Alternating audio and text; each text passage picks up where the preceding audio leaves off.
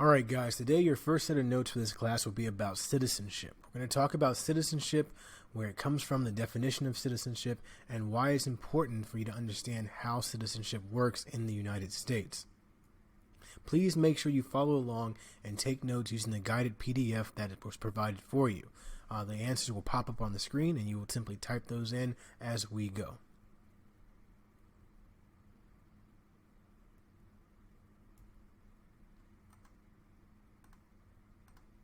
So what does it mean to be a citizen of a country or nation? Well, being a citizen means you are a legal member of that country. You are a permanent resident there within the United States. What are some of the benefits and consequences of citizenship? Well, like almost any type of legal membership, there are benefits or good things, and there are consequences or bad things about being a citizen. For example, you receive rights, as well as you have to give duties and responsibilities to the country, or things you must do in return as part of the social contract that was talked about by John Locke. The 14th Amendment. The 14th Amendment to the Constitution of the United States of America defines citizenship as follows. All persons born or naturalized in the United States and subject to the jurisdiction thereof are citizens of the United States and the state wherein they reside. The 14th Amendment basically defines what we know as citizenship today. But first you have to think about why the 14th Amendment exists. It's part of the Reconstruction Amendments that followed the Civil War. Remember that the 13th Amendment, or Emancipation Proclamation, freed the slaves in the United States.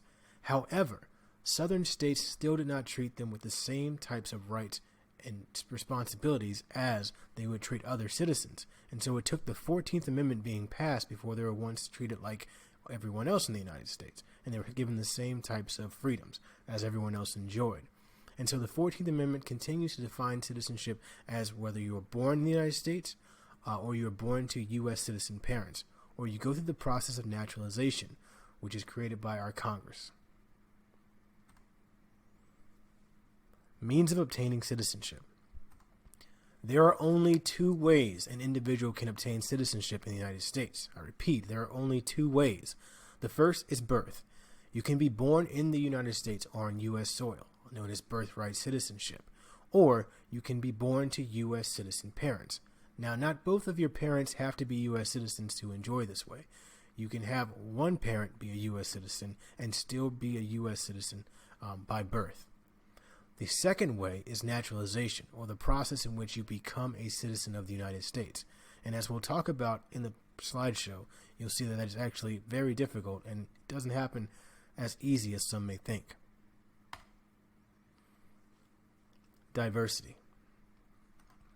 Immigration and naturalization, particularly in the 20th century, has led to an increasingly diverse society. A diversity is a variety of something, and in the case of the United States, we're talking about a social variety. A variety of people, culture, languages, holidays. This makes up what the United States actually is.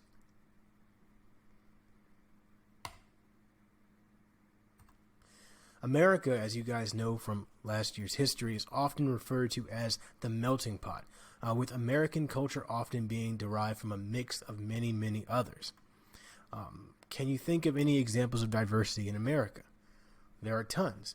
Think about our food. Some of the foods that we eat are not American foods. For example, people love pizza, but pizza comes from Italy. People love hamburgers. Hamburgers come from Germany.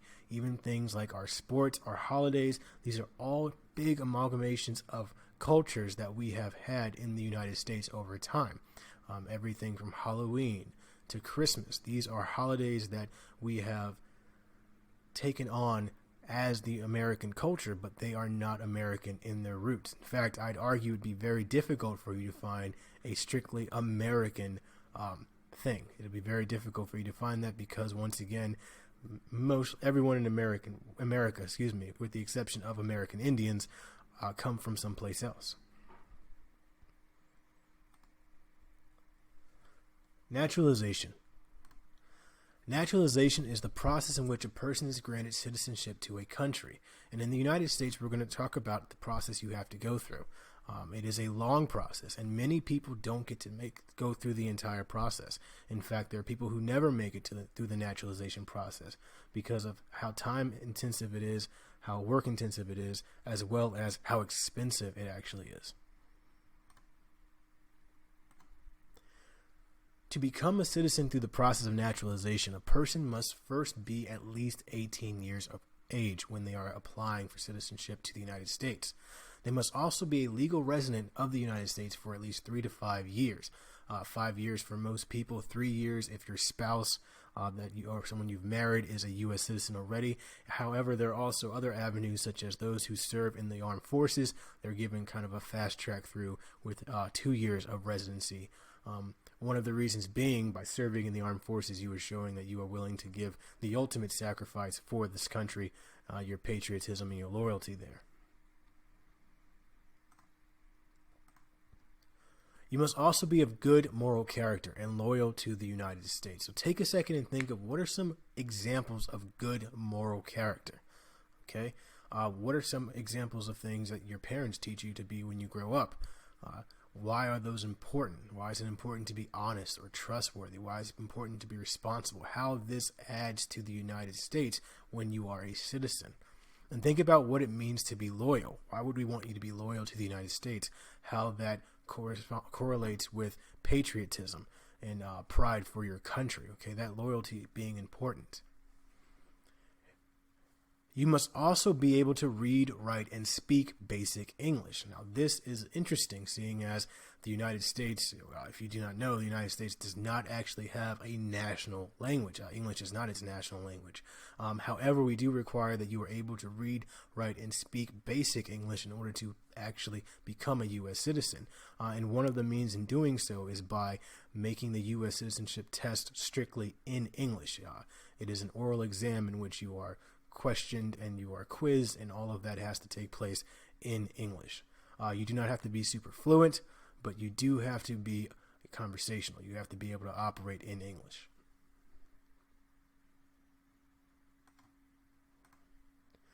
You must pass the naturalization test, as I've talked about before. You're given a bank of 100 questions that they can choose from that you have to study.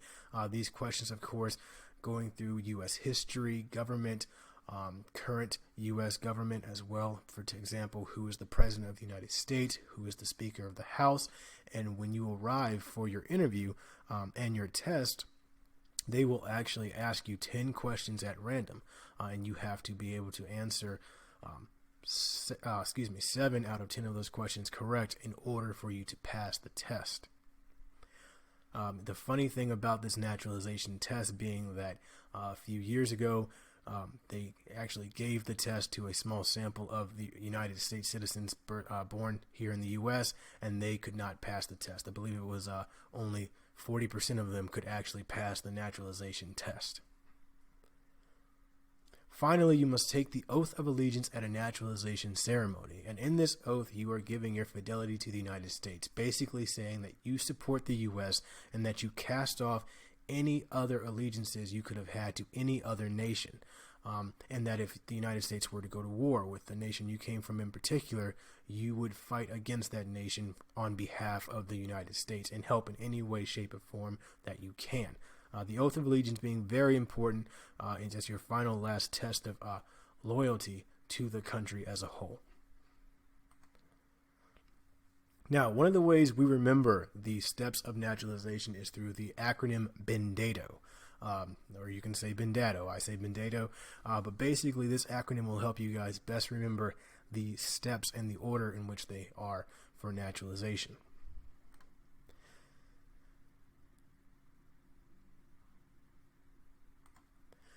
B stands for birth. Of course, as we talked about, you can be born in the United States, you can be born on U.S. soil, you can be born to U.S. Parents, and you are automatically becoming a citizen. It's the easiest way. I mean, you basically have to do nothing but just show up and exist. N, of course, stands for naturalization. Naturalization being the process of dato, the process that we're going to go over here in just one second. And DATO stands for these steps in the naturalization process. So the DATO, those are the actual steps that you go through by name to become a United States citizen. The very first step is your declaration of intent. Declaring your intent to become a citizen is the very first thing you do. You do this when you check in with our Immigration and Naturalization Service. You actually will go in and you will say, my goal is to become a U.S. citizen. This is what I'm aiming for. Because remember, we have immigrants all the time that come to the United States with no desire to become citizens of the United States. They come for work, they come for school, but then they want to go back home and they want to remain citizens of their respective country. However, if you want to become a U.S. citizen, you have to tell the State Department, basically, I want to be a U.S. citizen. I want to do this for the rest of my life. I want to call myself an American. And that process starts very quickly when you come in and you talk about what your intentions are in the United States. The next step is to actually apply for citizenship. Okay, you apply for citizenship. You can only do this after, of course, the 3 to 5 years residency in the United States. One of the reasons being, of course, they want to see what have you been up to this entire time. Have you been an active member of society? Have you been working? Have you paid your taxes? Have you stayed out of trouble with the law? Are you going to be a good fit for the United States? And so that 3 to 5 year residency really is a test of your character to make sure that you are going to be a strong fit and a good citizen for the United States. The next step is the test, okay? Your test is usually on U.S. civics and history, okay? About the basic ideals and principles of the United States, how our government was set up, why our government was set up, what makes our government more unique than others, who it makes up our government now. And so the test on U.S. history and civics, it's not a lengthy test. It's only 10 questions. And once again, you have a test bank of 100. And it's very easy to find ways to study for it. You can even go to YouTube and type in U.S. citizenship test. And there are slideshows and there are videos that help you actually study. But it is a lot of information. And you're doing this so that you show that you care about the United States and that you want to learn about the United States. And most people who apply for citizenship have that desire. They want to be United States citizens. They want to know more about it. And so they're able to get that understanding and prove that mastery of that content. Now, really quick question. Can you receive a translation of the naturalization test if you can't read English? Hopefully you're saying no, and you are correct. You cannot receive a translation. That doesn't make any sense because remember, one of the requirements is that you can read, speak, and write basic English. Finally, the final step in the naturalization process is the oath of allegiance, your oath of citizenship. This is an oath that is taken that rids you of any allegiances to any other countries or governments. Okay, so think about, what does allegiance mean? What is a good synonym for it? Of course, you can think loyalty, and loyalty is the best one to say because loyalty is basically what you're pledging to the United States, that you will now serve the United States, and the United States will, of course, serve you in return, and that you are a citizen of this great nation. So really quick, just a quick review of the steps of naturalization. You have your declaration of intent in which you are declaring you want to become a U.S. citizen. You are not just here to work or to go to school or to visit. You are here for the long haul. You want to be a U.S. citizen. Then you have your apply or application. Okay, once again, you have to wait that 3 to 5 years before you can actually apply to become a citizen of the United States. 3 years if you marry a citizen, 5 years for most everyone else. Your test on English, U.S. civics, government, the philosophies that make up what the United States government is, what the United States ideas or ideals are. Oath or oath of allegiance, your oath of loyalty, your oath of fidelity to the United States, that you will serve the United States and that you will be a good citizen in the United States. Important. The B and the N in Bendato, they are the ways to become a citizen. They are not steps in the naturalization process. So the B, of course, standing for birth, okay, being born a U.S. citizen or being born to U.S. citizen parents, or naturalization, which is, of course, the process that dato is, the declaration of intent, the apply, the test, the oath. So keep in mind the BIN and BENDATO, the BN, Those are not steps in the process. Those are the ways to become a U.S. citizen. And there are only two.